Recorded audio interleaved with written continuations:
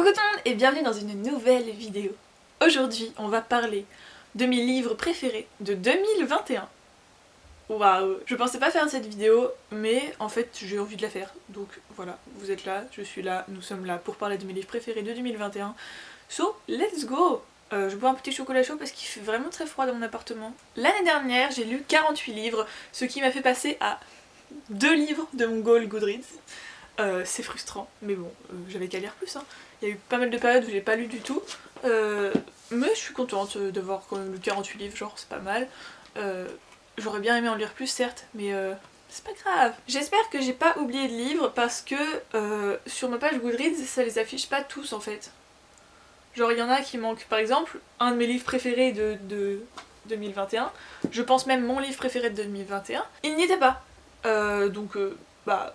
Goodreads, qu'est-ce que tu fais? Mais du coup, voilà, je les ai tous notés, je sais pas combien il y en a. 10, alors je me suis même pas concertée avec moi-même, je les ai notés comme ça, et il y en a 10, c'est pas parfait. Je les ai mis dans l'ordre, et donc nous allons commencer par mon moins préféré, jusqu'à mon plus préféré. En fait, mon plus préféré, il y en a 2. Ils sont là, je les ai en papier tous les deux. J'en ai 2, et je n'arrive pas à les départager. Je vais commencer par le moins préféré. Alors nous avons en premier la mythologie viking de Neil Gaiman. Alors la mythologie viking, c'est un livre que je veux lire depuis pas mal de temps. En fait Neil Gaiman c'est un auteur que je voulais découvrir il y a longtemps, enfin depuis longtemps, et j'ai découvert avec L'étrange vie de Nobody Owens, qui était vraiment très cool. Je l'ai découvert, c'était en 2020, et j'avais beaucoup aimé. Mais c'était en français, donc j'étais pas, genre, j'avais pas lu sa plume véritablement. Et du coup, je voulais découvrir sa plume, et au Père Noël secret l'année dernière, de la part de Elisa, j'avais eu Stardust de Neil Gaiman. Et je l'avais lu assez rapidement, et je l'avais beaucoup aimé. Et donc je voulais lire encore d'autres livres de Neil Gaiman, ce qui est logique, quand t'aimes bien un auteur, t'as envie de lire d'autres de ses livres. Et je me suis tournée vers la mythologie viking, parce que c'est une mythologie qui m'intéresse beaucoup, que je trouve très cool. Surtout parce que j'adore les films Marvel, genre vraiment. Surtout à l'époque j'étais vraiment à fond dedans. À l'époque c'était il y a un an, enfin même pas, c'était il y a genre 7 mois. Là un peu moins parce que bah genre après Endgame je me suis un peu détachée du truc. Parce que... Enfin bref, on va pas parler de Marvel parce que sinon ça va durer des heures. Du coup, j'ai lu la mythologie viking et c'était vraiment cool, genre l'humour qu'il y a dedans. Ah oui, j'avais lu Good Omens aussi de Neil Gaiman, j'ai oublié de le préciser, voilà, pour info. De Neil Gaiman et Terry Pratchett. Bref. Mythologie viking. Focus Chloé. Les histoires étaient très informative tout en étant ludique.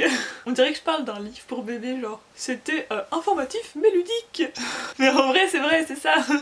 Genre c'est de la fiction slash non-fiction en fait. C'est hyper cool comme genre. Et Neil Gaiman le manie hyper bien donc... Ensuite, nous avons The Midnight Library de Matt Haig. Donc The Midnight Library, vous avez vu dans un précédent vlog que ma cousine l'avait acheté sur ma recommandation. Et je lui ai dit, c'est pas mind-blowing, mais c'est vraiment une lecture très cool. Et c'est ça en fait, genre, il s'est fait pas mal descendre par des booktubeurs, parce que, je sais pas, il était soi-disant pas assez profond, ou je sais pas quoi, mais ça m'a un peu saoulée parce que genre, mais d'où, enfin, c'est pas forcément son but en fait.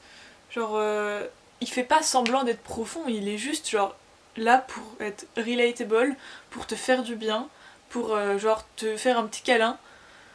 Genre il est un peu triste, mais au final il est hyper hopeful. Ce livre est tellement gentil en fait, genre il est gentil, que genre le descendre c'est vraiment méchant, purement et simplement. Genre je ne comprends pas la volonté des gens de descendre des livres gentils. Encore s'ils faisaient des trucs harmful, s'ils faisaient des trucs qui faisaient du mal à d'autres gens ou qui... Ouais c'est ça. Mais là genre vraiment il est très gentil. Mais je sais pas, j'ai du mal à comprendre la façon dont il s'est fait descendre sur les réseaux sociaux. Enfin genre en fait il s'est fait praised par toute une partie. Et comme il était un peu trop hype aux yeux de certaines personnes, et bah il s'est fait descendre. Le truc quand un livre est trop hype c'est qu'il tombe entre les mains de gens qui aiment bien, genre vraiment qui aiment, qui prennent du plaisir à dire beaucoup de mal des livres, mais genre pas pour apporter quelque chose, juste pour vraiment faire... parce que c'est excitant tu vois, genre quand tu fais une super mauvaise review, tu t'emportes de ouf quand c'est genre tu t'emportes de ouf dans le truc parce que ça va faire des vues, parce que ça va faire rire les gens. Tu t'emportes de ouf dedans et je comprends en fait. Mais non. Je parle pas... je parle pas des gens qui font des mauvaises reviews en mode qui critiquent un livre parce que genre ils ont une critique constructive, ils ont pas aimé le livre, genre... Enfin ça c'est normal. Mais je parle de vraiment le descendre gratuitement en mettant dans le titre « Regardez The Midnight Library, c'est nul !» Ça j'aime pas. Mais bref, on a un peu dévié du sujet, j'ai l'impression. Midnight Library, c'est vraiment très très cool, très sympa à lire. C'est hyper relatable, genre vraiment. Ça fait du bien en fait de se sentir un peu compris, comprise. En fait, je me suis trompée, il y a que 9 livres sur ma liste. Well. Ensuite, tant que le café est encore chaud. Before the Coffee Gets Cold. Vous en avez beaucoup entendu parler, je pense. Il est devenu très très hype. C'est un livre que j'avais lu pour le 24 Hour Read It Zone. C'est un livre qui se lit très bien, qui fait vraiment beaucoup de bien, qui est tout mignon, mais très très très bien fait, très bien empaqueté. Ça ne se lit pas et ça veut rien dire du tout. Mais très bien fait quoi. L'histoire est bien... j'allais dire enveloppée, mais c'est pareil, pourquoi je dis des trucs comme ça n'a pas de sens. Je sais pas, c'est un livre qui est juste lovely à lire. Genre les histoires, en fait c'est un livre qui comporte... J'ai dit le résumé d'aucun des livres. Je suis la pire.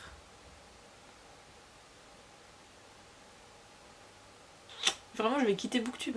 Before the Coffee Gets Cold, c'est l'histoire d'un café où tu peux retourner dans le temps jusqu'à ce que ton café soit refroidi. Et du coup c'est 3 petites histoires dans le livre, donc 3 histoires avec 3 personnages principaux différents qui retournent dans le temps. Ça réchauffe le cœur un peu. Genre tu te sens bien quand tu lis ce livre, tu te sens safe et tout. Ensuite nous avons The Invisible Life of Addie LaRue, ou plutôt La vie invisible de Addie LaRue, qui est un livre de Victoria Schwab. La vie invisible d'Addie LaRue, je vais pas vous dire le résumé parce que vous le connaissez sûrement, d'ailleurs vous avez sûrement déjà entendu parler de ce livre, voire vous l'avez sûrement déjà lu. Quand je l'ai lu, la première fois, je lui ai mis je crois 4 sur 5, mais plus le temps passait, plus j'avais envie de revenir sur ma note parce que je me rendais compte que bah non, c'était plus que 4 sur 5.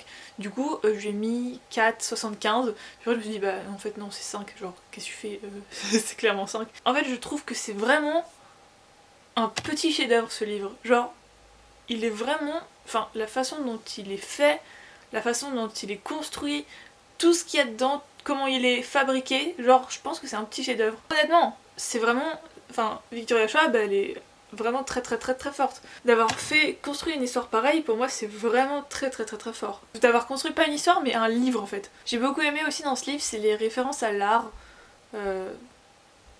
Voilà, je voulais le préciser parce que c'est notable. Et puis le personnage masculin, je sais plus ce que c'est son nom, mais genre je l'ai vraiment beaucoup aimé. Le personnage masculin, le libraire, voilà je vais dire ça. Le libraire, je l'ai beaucoup aimé. Genre vraiment, je me suis beaucoup attachée à lui et je me suis pas mal identifiée à lui aussi.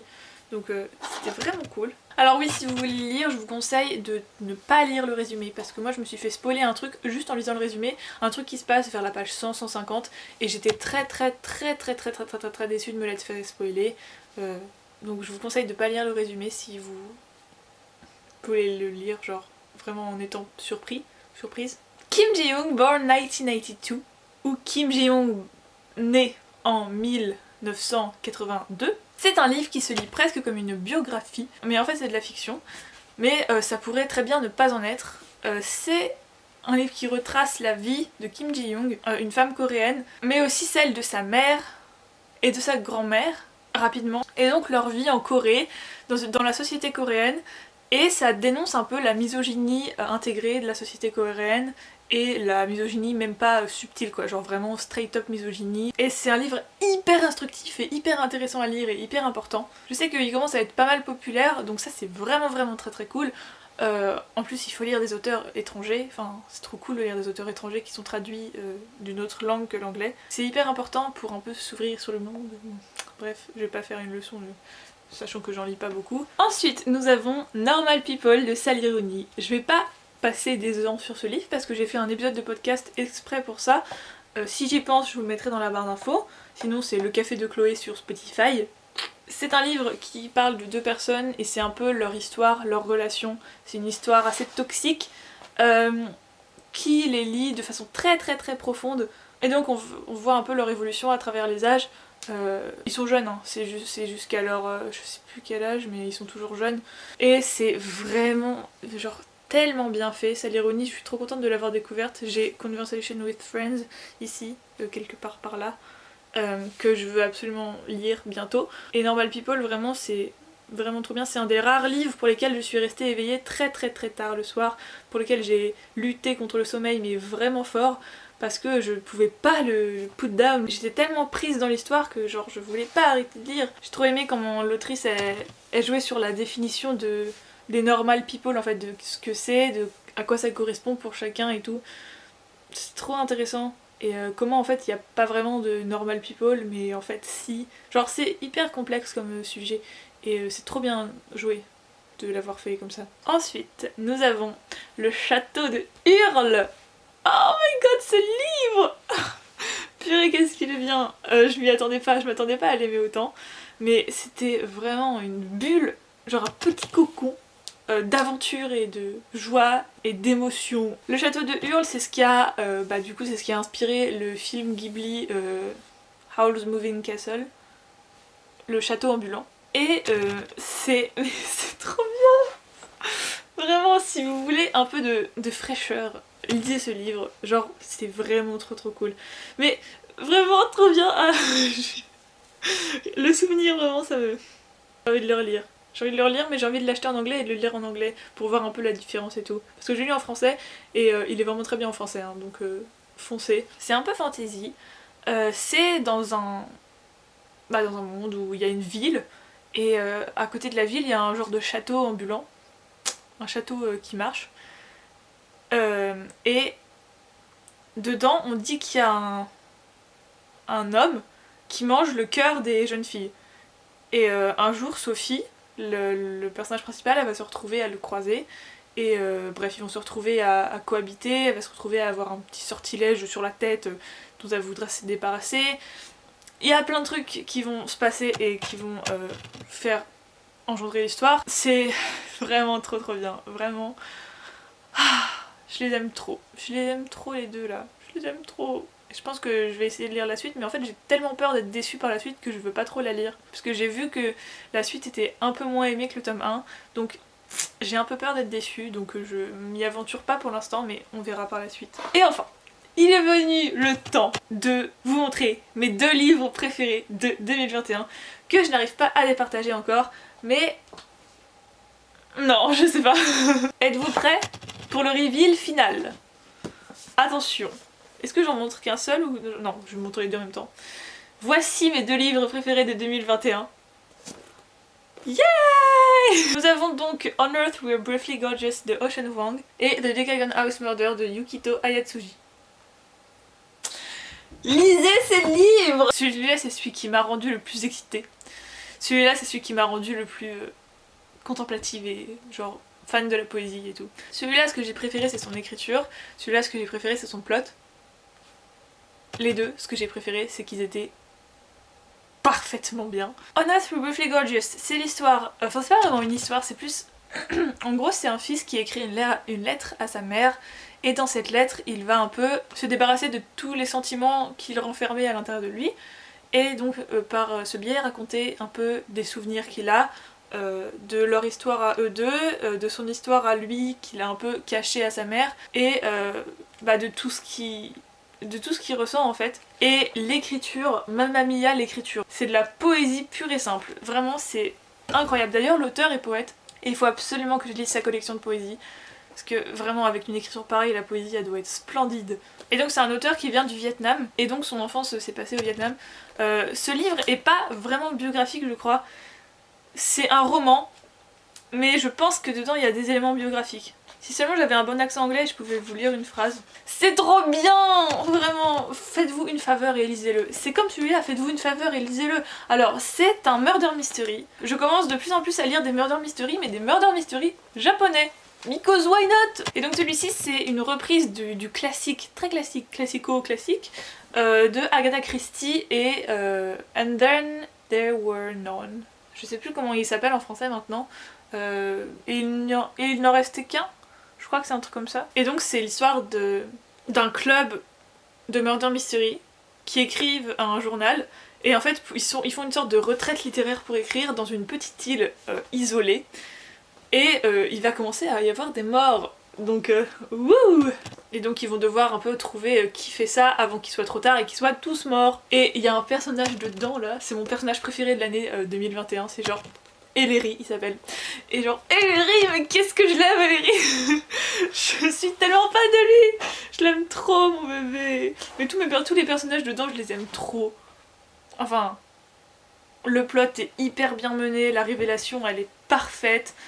Tout ce qui se passe c'est hyper clair et hyper genre vraiment trop bien fait. Donc voilà, s'il vous plaît lisez ces livres. Donc voilà, c'est tout pour mes livres préférés de 2021. C'est une vidéo vachement cool à faire, même si j'ai l'impression que je dis pas grand chose de pertinent sur les livres. C'est pas grave, je vous recommande les livres que j'ai bien aimés, c'est le principal. En plus la plupart ça fait longtemps que je les ai lus, alors pour me souvenir de trucs à dire c'est pas facile hein. J'espère que la vidéo vous aura plu. Dites-moi vous, vos livres préférés de 2021, dites-moi en commentaire surtout genre votre livre préféré de 2021, s'il y a un seul livre que je dois lire cette année, ça serait quoi selon vous? Dites-le moi. Je vais vous laisser sur ces mots, sur ces paroles. J'espère que vous prenez soin de vous, n'oubliez pas de prendre soin de vous, c'est très important. Et moi je vous dis à très bientôt pour une prochaine vidéo. Bye!